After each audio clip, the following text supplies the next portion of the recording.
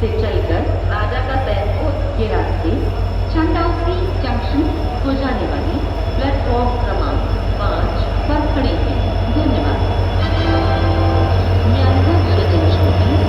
Train number 0430 Rishikesh Chandausi junction passenger Rishikesh से चलकर राजा का सैदपुर के रास्ते चंदौसी जंक्शन को जाने वाली प्लेटफॉर्म क्रमांक 5 train number 0436 Rishikesh Chandausi junction passenger from Rishikesh to Chandausi Junction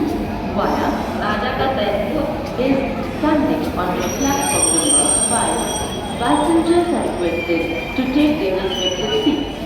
Thank you. कृपया ध्यान दीजिए, गाड़ी संख्या 0436 ऋषिकेश चंदौसी जंक्शन पैसेंजर ऋषिकेश से चलकर राजा का सैदपुर के रास्ते चंदौसी जंक्शन को जाने वाली प्लेटफॉर्म क्रमांक 5 पर खड़े हैं। धन्यवाद। May I have your attention, please? Train number 0436 Rishikesh Chandausi junction passenger from Rishikesh to Chandausi Junction via Raja Ka Saidpur